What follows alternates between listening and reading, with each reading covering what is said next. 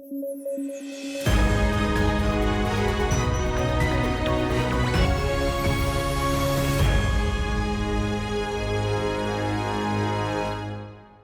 News at 9 programme में आपका स्वागत है। मैं हूं अमृत उपाध्याय। आइए जल्दी से देखें आज की हेडलाइंस।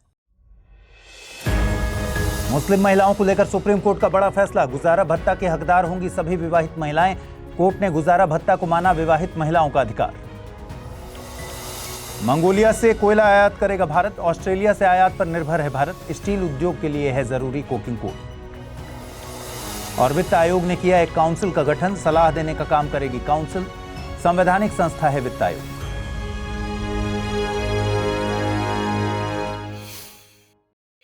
आइए खबरों की शुरुआत करें। सुप्रीम कोर्ट ने एक ऐतिहासिक फैसला दिया है। फैसले के मुताबिक तलाकशुदा मुस्लिम महिलाएं भी एलिमनी यानी गुजारा भत्ता के हकदार होंगी। कोर्ट के मुताबिक सीआरपीसी की धारा 125 के तहत तलाकशुदा मुस्लिम महिलाएं भी गुजारा भत्ता मांग सकती हैं। इस खबर में आगे बढ़ने से पहले एक बात समझिए। आपके मन में सवाल आ रहा होगा कि भाई भारत में तो सीआरपीसी यानी क्रिमिनल प्रोसीजर कोड 1973 के स्थान पर भारतीय नागरिक सुरक्षा संहिता लागू है, तो सीआरपीसी का जिक्र क्यों किया जा रहा है? देखिए, भारत में भारतीय नागरिक सुरक्षा संहिता 1 जुलाई 2024 से लागू है। 1 जुलाई 2024 या इसके बाद हुए अपराधों पर इन कानूनों को लागू किया जाएगा, जबकि ये मामला कोर्ट में पहले दायर किया गया होगा, भले ही इस पर जजमेंट आज यानी 10 जुलाई को दिया गया है। कोर्ट में जस्टिस बी नागरत्ना की अगुवाई वाली बेंच ने एक मुस्लिम महिला केस में यह फैसला सुनाया है। कोर्ट में महिला के पति के वकील ने दलील दी थी कि मुस्लिम महिला तलाक मामले में अधिकारों का संरक्षण कानून 1986 लागू है, इसलिए सीआरपीसी के सेक्शन 125 के तहत गुजारा भत्ता नहीं दिया जा सकता। कोर्ट के मुताबिक गुजारा भत्ता पति द्वारा की जा रही चैरिटी नहीं है, बल्कि विवाहित महिला का अधिकार है। कोर्ट ने साफ किया कि गुजारा भत्ता का अधिकार सभी विवाहित महिलाओं को है। वे किस धर्म से ताल्लुक रखती हैं, इससे कोई फर्क नहीं पड़ता। कोर्ट ने कहा कि मुस्लिम महिला तलाक मामले में अधिकारों का संरक्षण कानून 1986 सीआरपीसी 125 जैसे सेकुलर कानून के ऊपर प्रिवेल नहीं करेगा। सीआरपीसी 125 में पत्नी, संतान और माता पिता के भरण पोषण के संबंध में विस्तार से जानकारी दी गई है। हाल ही में भारत सरकार ने अपने कोकिंग कोल के आयात को लेकर एक निर्णय लिया। दरअसल भारत मंगोलिया से कोकिंग कोयला आयात करने की तैयारी में है। यह आयात अभी ट्रायल के तौर पर किया जाएगा। देखिए, अभी भारत कोकिंग कोल के मामले में, आयात के मामले में ऑस्ट्रेलिया पर निर्भर है। मंगोलिया से आयात करने पर इस मामले में भारत अपने विकल्पों को डाइवर्सिफाई कर पाएगा। भारत में कोयला तो पाया जाता है, लेकिन यहाँ उत्पादित कोयले में सल्फर का कंटेंट बहुत ज्यादा है। वहीं कोकिंग कोयला, जिसकी जरूरत स्टील बनाने के लिए होती है, इसमें कार्बन की मात्रा बहुत ज्यादा पाई जाती है। भारत कोकिंग कोयले के आयात में 70% तक ऑस्ट्रेलिया पर डिपेंड करता है। स्टील इंडस्ट्री के लिए coking coal critical raw material है। अब इतनी अहम इंडस्ट्री के लिए रॉ मटेरियल के लिए किसी एक देश पर डिपेंड होना, यह बहुत स्टेबल तरीका नहीं है। इसलिए भारत मंगोलिया से आयात के ट्रायल का प्लान कर रहा है। हालांकि ये विकल्प भी कितना फिजिबल है, ये कहना अभी मुश्किल है। दरअसल मंगोलिया एक लैंडलॉक्ड कंट्री है। ऐसे में भारत को कोकिंग कोल का आयात चीन के पोर्ट्स के जरिए करना होगा। वहीं भारत और चीन के रिश्ते 2020 से काफी तनाव वाले रहे हैं। ऐसे में मंगोलिया से आयात के लिए जब तक किसी दूसरे रूट का रास्ता नहीं निकलता, तब तक इस विकल्प को बहुत तरजीह नहीं दी जा सकती। आपको बता दें कि जीवाश्म ईंधनों में कोयला भारत में पाया जाने वाला एक महत्वपूर्ण संसाधन है। यह भारत में पाया भी बहुत आयात में जाता है। भारत अपनी ऊर्जा जरूरतों के लिए 55% तक कोयले पर निर्भर है। कोयला एक अवसादी चट्टान यानी सेडिमेंट्री रॉक है। इसका निर्माण लाखों वर्षों तक मिट्टी के नीचे दबे पौधों के अवशेषों पर पड़ने वाले जियोलॉजिकल प्रेशर के कारण हुआ है। भारत में कई तरह के कोयले पाए जाते हैं। इनमें एक टाइप है एंथ्रासाइट। ये एक हाई ग्रेड वाला कोयला होता है। इसमें कार्बन की मात्रा का प्रतिशत बहुत ज्यादा होता है। यही कोकिंग कोल है जिसका इस्तेमाल स्टील बनाने के लिए करते हैं। भारत में ये जम्मू कश्मीर में बहुत कम मात्रा में मिलता है, इसीलिए आयात पर निर्भर होना पड़ता है। दूसरा टाइप होता है बिटुमिनस। ये मीडियम ग्रेड का कोयला है। भारत में बिजली के उत्पादन में इसका ही इस्तेमाल होता है। ये भारत के झारखंड, ओडिशा, पश्चिम बंगाल, छत्तीसगढ़ और मध्य प्रदेश में पाया जाता है।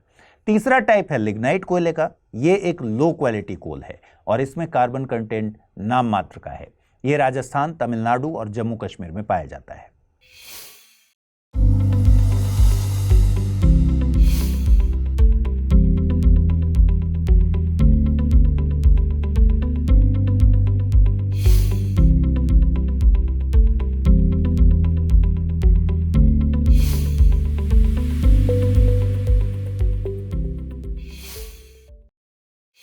बीते दिनों प्रधानमंत्री नरेंद्र मोदी भारत और रूस की 22वीं सालाना बैठक के लिए रूस की यात्रा पर थे। रूस से मीटिंग संपन्न करके वे ऑस्ट्रिया पहुंचे हैं। आपको बता दें कि 40 सालों में किसी भी भारतीय प्रधानमंत्री की ये पहली यात्रा है। आखिरी बार 1983 में पूर्व प्रधानमंत्री इंदिरा गांधी ने ऑस्ट्रिया की यात्रा की थी। मैं रूस यात्रा के कुछ जरूरी पॉइंट्स डिस्कस करने के बाद ऑस्ट्रिया की यात्रा पर बात करूंगा। भारत और रूस ने अपने द्विपक्षीय व्यापार को साल 2030 तक $100 बिलियन तक पहुंचाने का टारगेट रखा है। व्यापार दोनों देशों की राष्ट्रीय मुद्राओं में किया जाएगा। गौरतलब है कि यूक्रेन के साथ विवाद के चलते रूस पर पश्चिमी देशों द्वारा तमाम तरह के प्रतिबंध लगाए गए हैं। ऐसे में राष्ट्रीय मुद्राओं में व्यापार इन प्रतिबंधों के प्रभाव को कम कर सकेगा। साथ ही दोनों देशों द्वारा जारी ज्वाइंट स्टेटमेंट में रूस यूक्रेन के विवाद को यूएन चार्टर के आधार पर अंतर्राष्ट्रीय कानून के जरिए शांतिपूर्ण समाधान की बात कही गई है। प्रधानमंत्री नरेंद्र मोदी ने इस मौके पर एक स्टेटमेंट दिया है। शांति का रास्ता युद्ध के मैदानों से नहीं, वार्ता से निकलेगा। लेकिन भारत और रूस की इस बैठक पर यूएसए और यूक्रेन की प्रतिक्रिया से नाराजगी साफ है। यूक्रेन ने इस बैठक को शांति प्रक्रिया में नुकसान माना है। वहीं भारत और रूस की बैठक ऐसे वक्त में आयोजित हुई है जब यूक्रेन ने रूस को बच्चों के हॉस्पिटल पर मिसाइल अटैक का जिम्मेदार बताया है। इसके अलावा यूएसए ने भी भारत रूस संबंधों पर कंसर्न जाहिर किया है। इसके अलावा दोनों देशों के बीच जलवायु परिवर्तन, ध्रुवीय शोध, लीगल आर्बिट्रेशन और फार्मास्यूटिकल सर्टिफिकेशन को लेकर एमओयूज पर साइन किए गए हैं। आप जानते हैं कि भारत और रूस ब्रिक्स में भी साथ हैं। आपके लिए सवाल है कि ब्रिक्स का सालाना सम्मेलन 2024 में कहां आयोजित होना है। कल ही हमने इस पर बात की थी। अब बात करते हैं प्रधानमंत्री मोदी की ऑस्ट्रिया यात्रा की। देखिए, भारत और ऑस्ट्रिया के कूटनीतिक संबंधों की नींव 1949 में पड़ी थी। इस लिहाज से ये दोनों देशों के कूटनीतिक संबंधों की 75वीं वर्षगांठ है। दोनों देशों के बीच नवीकरणीय ऊर्जा, स्टार्टअप, उच्च तकनीक और अवसंरचना जैसे मुद्दों पर मेन फोकस रहा। यहां पर ध्यान रखिए कि ऑस्ट्रिया नवीकरणीय ऊर्जा और अवसंरचना के मामले में एक लीडिंग कंट्री है। 16वें वित्त आयोग ने एक 5 सदस्यीय एडवाइजरी काउंसिल का गठन किया है और इस काउंसिल का मकसद है वित्त आयोग को टर्म्स ऑफ रेफरेंस के मुद्दे पर सलाह देना। साथ ही आयोग को रिसर्च पेपर्स तैयार करने में भी मदद मिलेगी। इसके अलावा काउंसिल कमीशन के राजकोषीय विभाजन के मामले में अंतर्राष्ट्रीय स्तर पर क्या प्रक्रियाएं प्रचलित हैं, इस मामले पर भी सलाह देगी। National council of applied economic research की डायरेक्टर जनरल पूनम गुप्ता इस काउंसिल की कन्वीनर होंगी। अन्य सदस्यों में EY's chief policy adviser D K. Srivastava, Axis bank के chief economist Neelkanth Mishra, HSBC bank के chief India economist Pranjul Bhandari और बैंक ऑफ अमेरिका के इंडिया हेड राहुल बजोरिया शामिल हैं। वित्त आयोग संविधान के अनुच्छेद 280 के तहत एक संवैधानिक संस्था है। आप जानते हैं, इसे हर 5 साल पर राष्ट्रपति के द्वारा गठित किया जाता है। अध्यक्ष और सदस्य रीअपॉइंटमेंट के लिए भी एलिजिबल होते हैं। आयोग अपनी रिपोर्ट राष्ट्रपति को सौंपता है। इसका काम केंद्र और राज्यों के बीच कुल कर के विभाजन के बारे में सिफारिश करना होता है। राज्यों को दी जाने वाली अनुदान और सहायता के बारे में भी इसके द्वारा रिकमेंडेशन दी जाती है। इसकी सिफारिशें सलाहकारी प्रवृत्ति की होती हैं, मतलब बाध्यकारी नहीं है। सरकार के ऊपर इन सिफारिशों को लागू करने की कोई बाध्यता नहीं है। वित्त आयोग राजकोषीय संघवाद संतुलन में भूमिका निभाता है। वित्त आयोग को संघ और राज्यों के बीच टैक्सेस यानी करों की शुद्ध आय का वितरण कराना है। वित्त आयोग सुझाव देगा कि इसमें राज्यों को कितना हिस्सा दिया जाए।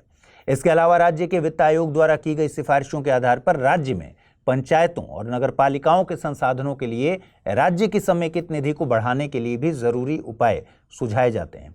16वें वित्त आयोग को डिजास्टर मैनेजमेंट एक्ट 2005 के तहत गठित फंड्स के तहत किए गए अलोकेशंस को भी रिव्यू करना है।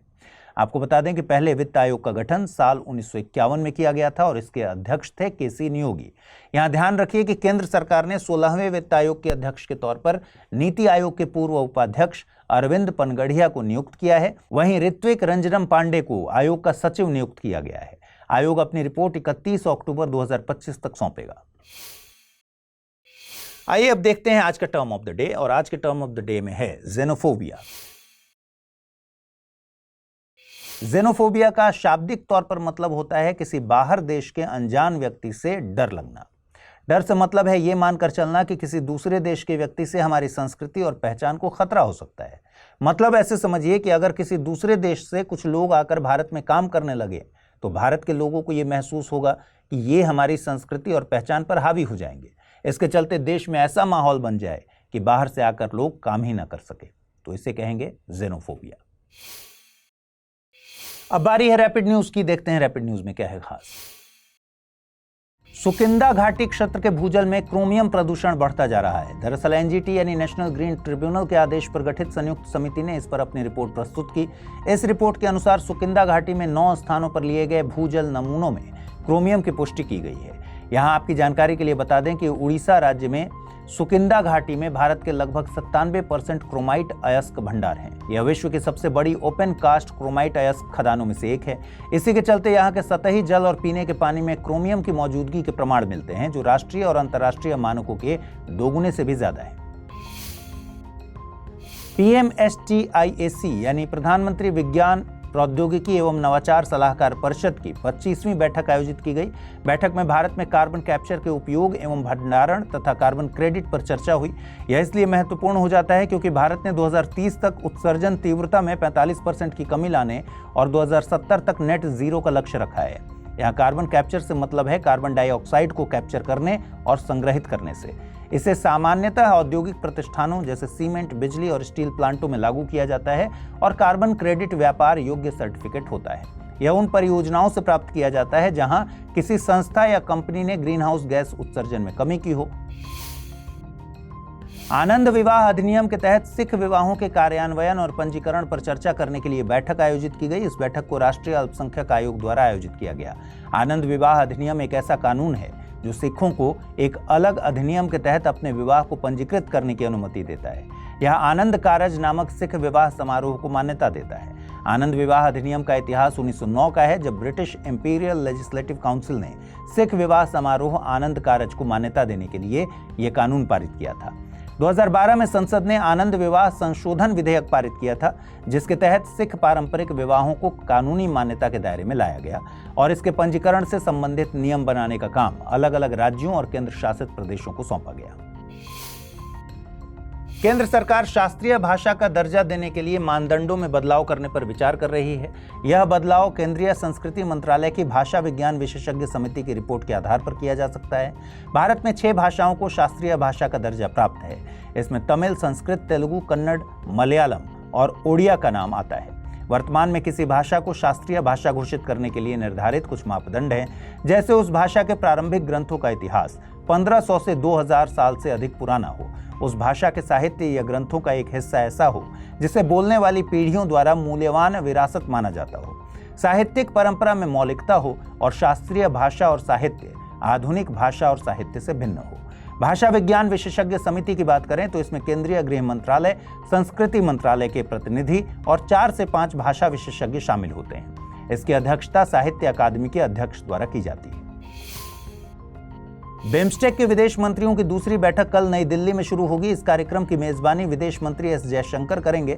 यह बंगाल की खाड़ी क्षेत्र और तटीय क्षेत्रों में सुरक्षा, संपर्क, व्यापार और निवेश पर चर्चा करने के लिए आयोजित की जा रही है। इससे विभिन्न क्षेत्रों में सहयोग को व्यापक और गहरा बनाया जा सकेगा। बिम्स्टेक विदेश मंत्रियों की पहली बैठक पिछले साल बैंकॉक, थाईलैंड में आयोजित की गई थी। बिम्स्टेक से तात्पर्य है bay of Bengal initiative for multi sectoral technical and economic cooperation से। यह एक क्षेत्रीय संगठन है। इसमें 7 दक्षिण और दक्षिण पूर्व एशियाई देश हैं। इसकी स्थापना 6 जून 1997 को बैंकॉक घोषणा पत्र पर हस्ताक्षर के साथ हुई थी। आइए अब जल्दी से देखें आज के बुलेटिन पर आधारित क्या प्रश्न बन सकते हैं। पहला सवाल है, निम्नलिखित में से किस भाषा को शास्त्रीय भाषा का दर्जा प्राप्त नहीं है? मराठी, संस्कृत, मलयालम या फिर कन्नड़। अगला प्रश्न है, निम्नलिखित कथनों पर विचार कीजिए। भारत में पाए जाने वाले कोयले में कार्बन कंटेंट की मात्रा बहुत ज्यादा होती है। भारत कोकिंग कोयले के लिए घरेलू आपूर्ति पर निर्भर है। उपर्युक्त में से सही कथन या कथनों का चुनाव करना है। केवल 1, केवल 2, 1 और 2 दोनों, न तो 1 नहीं 2। आइए देखें पिछले बुलेटिन में मैंने आपसे क्या प्रश्न पूछे थे, उनके सही जवाब क्या हैं। माधव नेशनल पार्क से संबंधित निम्नलिखित कथनों पर विचार कीजिए। माधव नेशनल पार्क में सांख्य सागर झील स्थित है। माधव नेशनल पार्क में 1911 में यूनाइटेड किंगडम के राजा जॉर्ज पंचम के लिए जॉर्ज कैसल बनवाया गया था। उपरोक्त कथनों के आधार पर सही ऑप्शन का चयन करना है। कथन 1 सही है, कथन 2 सही है, दोनों कथन सही हैं या फिर दोनों कथन गलत हैं। और सही जवाब है विकल्प सी, दोनों कथन सही हैं। अगला प्रश्न था, हाल ही में भारत सरकार ने रूस में किन 2 जगहों पर नए वाणिज्य दूतावास खोलने का निर्णय लिया? कजान और येकातेरिनबर्ग में, सेंट पीटर्सबर्ग और व्लादिवोस्तोक में, लेनिनग्राद और वोल्गाग्राद में या फिर मॉस्को और येकातेरिनबर्ग में। और सही जवाब है विकल्प ए, कजान और येकातेरिनबर्ग में। तो आज इस बुलेटिन में इतना ही। कल रात 9 बजे फिर से मुलाकात होगी। ख्याल रखिए अपना, ठीक से पढ़ाई कीजिए। अगर आप इस बुलेटिन की PDF हासिल करना चाहते हैं, अमृत उपाध्याय 007 टेलीग्राम चैनल है जिस पर इसकी PDF रोजाना मिलती है। और आज जो सवाल मैंने पूछे हैं उनके जवाब जरूर दीजिएगा कमेंट बॉक्स में। नमस्कार।